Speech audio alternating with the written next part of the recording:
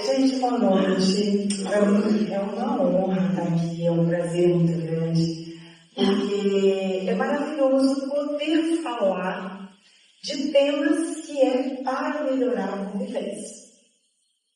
E a comunicação é a base de tudo.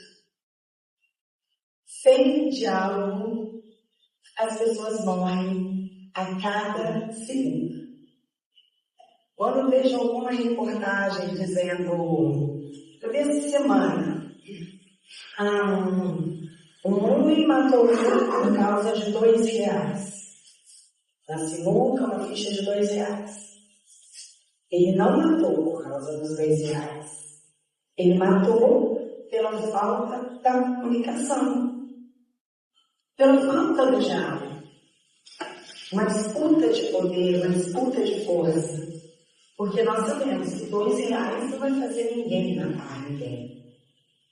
Então ali já começa a questão de, se eu sento com alguém, se eu converso, eu falo, poxa, agora é sua vez de pagar essa ficha, e se o outro entende, aí tudo estaria resolvido.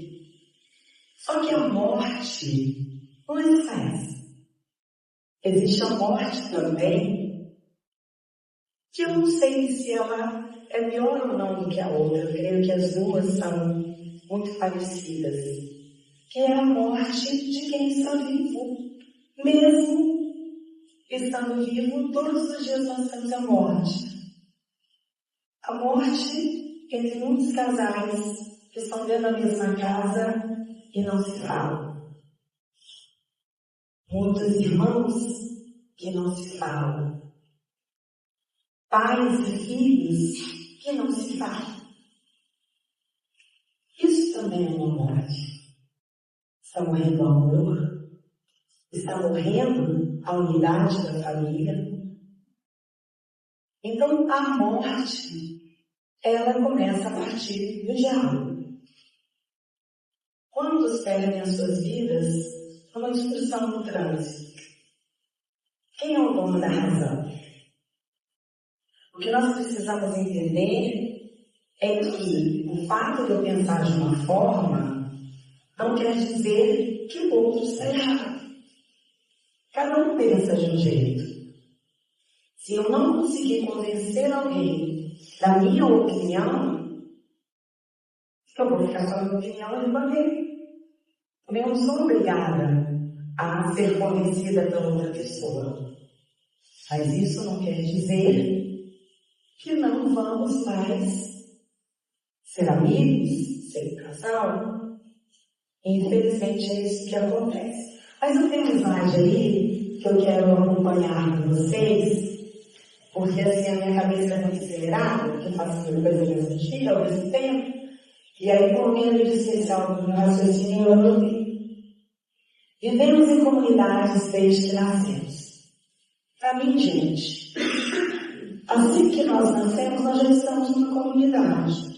E basta, por favor, as principais comunidades que nos rodeiam: família, escola, trabalho, amigos e família novamente. Agora eu vou explicar um por um. Não escolhemos a família onde vamos nascer. Essa é a nossa primeira experiência em comunidade que temos em nossas vidas. Não escolhemos, mas teremos que aprender a amar e a conviver. Alguém aqui pode escolher que família nascer? Não, né? Eu vejo sobrenome bonito igual a Karina, assim, falo, gente, bonito, né? Eu queria ter um sobrenome assim, marcado. Sobrenome é Souza. Então, são coisas assim que não são para escolher. Eu queria nascer em tal lugar. Não, nós não temos essa opção. E essa é a nossa primeira comunidade. Porque em casa, se cada um pensar de um jeito, e não respeitarmos, não houver diálogo, nós não vamos conseguir viver bem e chegar a lugar nenhum. Os nossos primeiros problemas começam em casa. Quantas crianças sofrem? Quantos adultos já sofreram o bullying dentro de casa? Adultos que hoje são tratados com os pais que sofreram em casa. Ah, minha Marinha. Ai, você é uma anta. Ai, amorzinho. Aí eu falo alguma coisa que a criança não gosta, ou que alguém gosta. Ai, carinhoso. É carinhoso por quê? Porque você está me chamando? Você perguntou se eu gosto de ser chamada assim? E aí começam as trocas. Eu tive um paciente que, aos 8 anos de idade, ele tinha um apelido de Nico Leão. Aos 38 anos, ele tentou tirar a vida dele por causa deste tipo. Traumas são marcas, bullying, gente, são marcas seríssimas. E que começa dentro de casa e que muitos pais acham que os filhos são obrigados a aceitar. Por quê? Porque está vivendo em família. E aí começa, né? A falta de diálogo, porque às vezes os pais não explicam para que os pais não aceitam a opinião dos filhos. Nós entendemos que os nossos filhos sempre estão preparados para certas decisões. Mas nós precisamos dar voz aos nossos filhos. Deixar os nossos filhos falarem. Até porque eles são formadores de opiniões lá na frente. Então, essa base, a primeira comunidade que nós vivemos, é a que não escolhemos. É a única que nós não escolhemos entrar nela. Mas é a principal que tem que haver o diálogo. Escola. É o nosso primeiro ciclo de amizades, onde podemos escolher aqueles que serão mais próximos. Mas se não nos adaptamos, nossos pais nos trocam de escola. Aí depois, quando na fase de estudo, a criança está lá estudando, tem problemas com professores, com coleguinhas, com diretora, com a forma da escola. Essa comunidade tem como trocar. Se vocês acharem que os filhos de vocês estão sendo injustiçados, que aquele lugar não é legal, que os coleguinhas não são bons, vocês podem mudar essa sociedade, essa comunidade. Os filhos podem pedir, eu quero sair daquela escola, e pode sair. Mas ali também é uma comunidade, onde nós, os nossos filhos, eles têm que aprender a lidar com as situações. E ali, sobretudo, tem que haver um grande diálogo. Eu trabalho com crianças também. E muitas crianças chegam e se dizem injustiçadas. Eu com um paciente de 9 anos, que ele chegou, tivemos uma conversa muito séria, porque os meninos de hoje em dia eles são muito, já com a cabeça mais elevada, né? E o problema dele está sendo comportamento. E eu perguntei para ele, eu falei assim, o que está acontecendo? Ele falou, não gosto de ser injustiçado. Então me explica um pouquinho o que é isso. Ele me explicou direitinho. Só que eu falei para ele, olha só, você faz arte. E aí tudo vai cair na tua conta. Então começa a mudar o seu comportamento para que tudo caia na tua conta. Mas com 9 anos, ele já sente a falta do diálogo. É na escola e em casa. E ele falou assim, a minha mãe me bate sem me perguntar o que houve. É uma outra mágoa que ele tem carregado. E eu conversei com ela, ela falou que é verdade. Ela fica nervosa, ela bate no pergunta. É o diálogo. Uma criança de 9 anos gritando por um diálogo dentro de casa. E senta em cima da verdade dele e acabou. Como estaria a verdade de cada um, né? Eu falei para um paciente, até piscina de 9 anos, porque ele tem a necessidade da última palavra ser dele. Ele não aceita perder, ele não aceita que os outros estejam certos, ele não. Eu mostrei para ele o braço de uma poltrona que eu tenho, falei para ele, olha só, se eu falar para você que isso é madeira, e você falar que é pedra, eu vou tentar explicar que é madeira. Eu vou bater nela, vai me sair um barulho, eu vou explicar que é uma pedra. Mas se você não aceitar, É você com a sua verdade ou com a minha. Não tem porquê um querer passar por cima do outro. É cada um na sua verdade. Eu vou tentar explicar para a pessoa de uma forma coerente. Mas se a pessoa não aceitar, não tem como. Então, cada um fica com a sua verdade. E aí eu levei ele num outro consultório meu, que é tudo no mesmo andar, e mostrei para ele, falei, agora eu vou te falar que isso aqui não é madeira, isso aqui é pelo prensado de terra. E provei para ele que era. Então aquilo que parece ser, nem sempre é. E ele conseguiu entender que não vale a pena discutir. Ali nós dois poderíamos ter discutido, eu falando que é madeira e ele falando que é pedra, apesar de ele não ter falado pra gente que é pedra, só tem um exemplo para ele. Mas na verdade aquilo ali é papel prensado. Então, muitas vezes estamos brigando, cada um fora da razão, e um dos dois tem razão, ou muitas vezes as pessoas estão brigando, falando a mesma coisa, então eu vou te falar que isso aqui não é madeira, isso aqui é pelo prensado de terra. E provei para ele que era. Então aquilo que parece ser, nem sempre é. E ele conseguiu entender que não vale a pena discutir.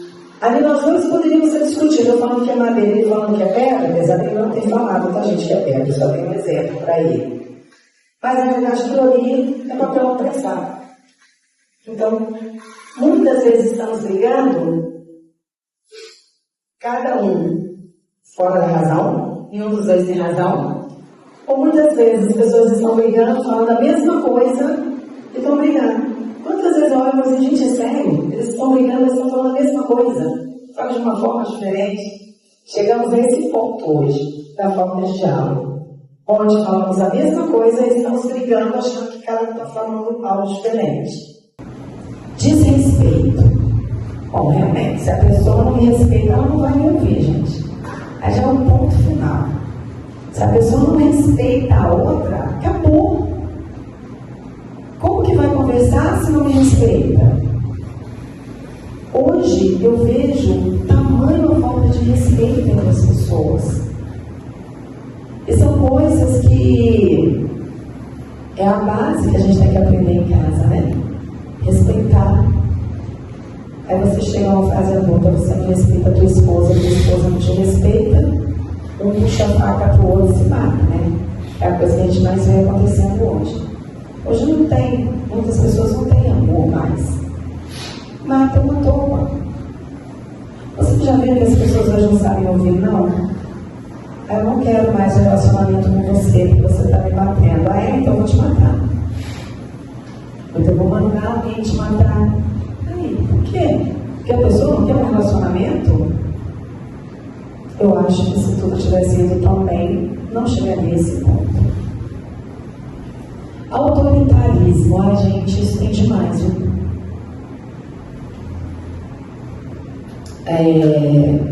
As pessoas que acham que ele tem que ter a última palavra. Se nós somos um casal, se nós somos uma família, é a nossa comunidade, onde cada um tem que falar. Eu até incentivo os pais a fazerem com que os filhos, mesmo que pequenos, participem das decisões em casa. Mas isso, gente, não quer dizer que a criança decidiu uma coisa nova, vocês têm que aceitar. Mas eles precisam sentir-se parte integrante ali da família. Olha, nós estamos pensando em pintar a casa. Que cor nós vamos pintar? Deixa os filhos falarem, mesmo que sejam pequenos. Eu quero preto. Não, filho, olha só. Preto não vai ficar legal por isso, é uma cor de uma tristeza. Vamos trazer uma outra cor? Só que ele se sente parte integrante. Não estou dizendo que vocês têm que seguir a opinião deles. Mas também é assim, ó, acabou, já estou besteira. Chega. Acontece, né, gente? Ó, calma, vai pra lá, já está perturbando demais. Nós temos que saber como falar com os nossos filhos, né? Tem um grande palestrante aí, conhecido até internacionalmente, que ele diz que quando ele era criança, ele chegava para falar perto dos pais dele, falava, cala a boca, menino, você é brava, menino, perturba, menino. E ele hoje palestra sobre isso, mas ele diz que toda vez que ele vai subir no palco, a voz vem no ouvido dele. Cala a boca, sai pra lá, menina. Mas que ele fala, hoje ninguém pode me mandar calar a boca. Ele conseguiu dar a volta por cima, mas muitos não conseguem. E esse autoritarismo não é só com os filhos. Muitos maridos fazem isso com as esposas. E muitas esposas fazem com os maridos. Onde acabam deixando eles darem a opinião deles também. Afinal de contas, a casa é de uma pessoa só? Ou é de todos? Quem vive nessa casa? Então tem que chegar a um consenso todo mundo junto, né? Por isso que é importante para os nossos filhos, para que no futuro eles venham fazer isso com a família deles. Os nossos filhos, eles ficam reparando aquilo que nós estamos fazendo. E eles serão o nosso reflexo. Se eles veem que a mãe ou o pai é que tem a última palavra sem sequer ouvir a outra parte, ele será do mesmo jeito. Uma grande probabilidade do relacionamento dele não dar certo. Porque de repente, no casamento dele, ele não vai encontrar uma pessoa que seja como mãe ou vice-versa. Falta de amor. Eu acho que, mediante tudo aquilo que eu coloquei, chega no final realmente, não existe mais amor neste relacionamento. Não tem como existir amor se existe muita mágoa. As mágoas vão vindo, não vão sendo tratadas. Porque, gente, procurem lembrar do que eu vou falar para vocês e terem uma reunião familiar ou entre o casal que seja uma vez por mês. Procure ouvir da outra pessoa o que você tem feito que está desagradando. Porque somente assim você vai saber, porque como eu falei, você não tem uma bola de cristal. Mas ao mesmo tempo, se não falarem, não vai haver mudança. Em que eu te magoei nesse mês? O que eu fiz que você não gostou? Mas agora também você vai ouvir. Gente? Eu não posso só ouvir dele porque ele não gostou em mim. Eu também tenho que falar, né? Isso é a nossa comunicação. A influência de opiniões externas na vida de um casal pode ser crucial para a destruição de uma família. Muitas vezes o casal não tem um diálogo, e aí vem os amigos, vem os pais, vem os irmãos, e aí a pessoa vai ouvindo a opinião do outro, mas nunca conversa com o cônjuge, nunca descobre assim, olha, está acontecendo isso, está acontecendo aquilo, mas sempre a influência de terceiros vem mais forte do que aquilo que é a opinião da minha família. Então vocês têm que ter cuidado com isso, porque uma coisa que eu sempre falo para os casais, eu entendo a seriedade de falar com alguém, sai da casa onde você está e vai para outra, compra outra, faz o que quiser. Eu não vou falar isso nunca, para ninguém chegar para mim depois e falar eu estou com dívida, né, com pessoa. Mas vocês vão entender bem o que eu quero dizer. Vamos colocar que eu me casei aqui hoje. Eu e meu marido. Nós dois. Eu vou morar em cima ou embaixo da casa da minha mãe. Qual a probabilidade de acontecer aí, gente? O que vai acontecer?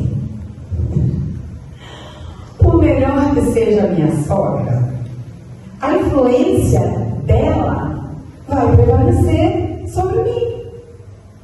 Porque eu tive uma criação e o marido teve outra. Só que se estamos, aliás, na realidade eu falei que é em cima da minha casa, né? Então, na realidade, a influência da minha mãe é que vai, do meu pai que vai influenciar. Eu inverti aqui. Então, vamos colocar que eles estão morando, construindo em cima. E aí, o que eu vou fazer? Eu já vivi, vamos colocar que eu casei com 30 anos. Eu já vivi 30 anos aquilo ali, aprendendo Do jeito da minha mãe, do jeito do meu pai. Então, para mim, a forma correta é aquela, é a minha verdade. Só que aí eu continuo morando perto da minha mãe e do meu pai, o meu inconsciente ele vai continuar mandando informação para mim que o que dá certo é aquela vida. E eu vou esquecer que o meu marido, ele também traz uma raiz, ele traz uma história de vida. E quando um casal casa, tem que juntar o costume de um com o costume do outro, a educação de um com a educação do outro. A verdade não é nem de um nem do outro. E da mesma forma, se eu for morar em cima ou embaixo na casa da minha sogra, a influência dela vai prevalecer. O meu marido vai achar que o jeito lá que é feito é o correto, porque a vida toda foi assim. Ele viveu sempre assim. Tem um outro detalhe também. Muitas vezes, aquele casal que não consegue sair da influência externa. Porque vai juntar o meu marido com a família dele e eu serei voto vencido. Ou vou juntar eu com a minha família e ele será voto vencido. Quantos casais passam por mim, gente, com esse problema? São inúmeros. Vários chegam e simplesmente a influência dos pais de um ou do outro está ali falando mais alto. Então não pode ter o casal, é o casal. O casal vai definir a forma que vão criar os filhos, a forma que vai ser a vida deles. Não deixem influências de outras pessoas atrapalhar aquilo que vocês vão construir. Assim também com a educação dos filhos, que é um outro grande problema. Muitas vezes a comunicação com pessoas externas se torna mais fácil e fluente do que com os de casa, o que é uma dura realidade. As pessoas se dão muito bem na rua. Chega em casa, fecha a cara. Chega em casa, não quer um diálogo. Chega em casa, nada tá bom. Na rua, com os amigos, é um amor, uma maravilha. Ah, meu marido é uma bênção. Minha esposa, nossa, que doce. E chega em casa, os dois mal se falam. E aí? Casal de aparência? Para que isso? Para termos duas pessoas tristes. E quando tem filhos, gente, os filhos tristes também. Filhos não querem ver duas pessoas que eles amam brigando. Não querem vê-los sem se falar. Então, somos adultos, né? Nós temos que dar exemplo para os nossos filhos. Se nós somos adultos, nós temos que resolver o diálogo. A comunicação é a base. Eu tenho um programa de web, o nome dele é Programa Reaprendendo a Viver. 2 semanas atrás eu fiz uma entrevista com uma diretora de escola que é minha paciente. E ela estava falando justamente sobre isso. Escola e pais. A melhor forma, qual é? Comunicação. Os pais estão com algum problema? Vão lá e conversam com a escola. A escola está com algum problema com o filho? Entre em contato com os pais, converse com os pais. Volto a dizer, gente, bola de cristal ninguém tem. Eu até tive um sonho de ter, hoje eu sei que eu não vou ter mesmo. Situações que podem levar ao fim de relacionamentos familiares. Influências de terceiros, que eu já falei. Pensamentos diferentes sobre a criação dos filhos. Isso aí é mais voltado para pais, tá? Muitos relacionamentos acabam porque o pai quer educar os filhos de um jeito e a mãe quer educar de outro. Precisa entrar em consenso para que os filhos não manipulem vocês ou para que eles também não fiquem totalmente perdidos sem saber como agir. Quem eu vou ouvir? Quem eu vou seguir? Quem eu vou respeitar? Então, muitos pais, às vezes, se amam, não querem separar, mas o problema na hora da criação dos filhos, muitas vezes, acaba com o relacionamento, porque eles não conseguem entrar numa comunicação ideal para chegar no consenso de como educar os filhos. Falta de comunicação entre o casal. Pois é, gente. lembrar de um caso aqui que aconteceu na época da pandemia, vou falar para vocês. Eu estava, nessa época, entrou ao mesmo tempo, 5 casais. E todos os casais, o problema era o mesmo. Não estavam conseguindo ter intimidade. Não estavam. E as esposas todas assim, eu não sei o que está acontecendo, ele deve estar com outra, deve estar me achando feia, me achando gorda, e choravam, e os maridos choravam para mim, que não era, eu fazia primeiro, sempre faço separado, para depois juntar os dois juntos no consultório. E ali nós fomos trabalhando, eu falei, gente, não é possível, 5 casais com o mesmo problema. E um dia eu perguntei, naquela semana eu fiz a mesma pergunta para os 5 casais. Escuta, quando vocês estão ali deitados, para dormir e tal, que é um momento de repente ter intimidade, quando você olha para a tua esposa, o que você vê? Quando ela chama pelo teu nome, qual a sensação que você tem? Todos falaram a mesma coisa. E vem problema. Qual é a bronca dessa vez? O que eu fiz de errado? O que aconteceu agora? Qual vai ser o motivo da briga? Então, mulheres, vou falar para vocês. Marido é marido, não é filho. Cuidado para que eles não vejam vocês como mães. A mãe que sempre cobra, a mãe que sempre reclama, a mãe que tudo quer puxar a orelha. Então, assim, casal é casal. E da mesma forma, maridos, esposa não é filha. Cuidado para vocês não serem aquelas pessoas que querem determinar tudo em casa, passando por cima delas, sem sequer conversar para tomarem decisões. Uma vez eu ouvi uma pessoa falar assim, as pessoas ficam falando, que a minha esposa, que ela não tem muita voz ativa, que ela não faz muitas coisas, mas assim, se eu sou o que eu sou é porque ela está por trás de mim. Eu falei, opa, eu não queria ouvir isso, eu queria ouvir que ela está lado a lado com você.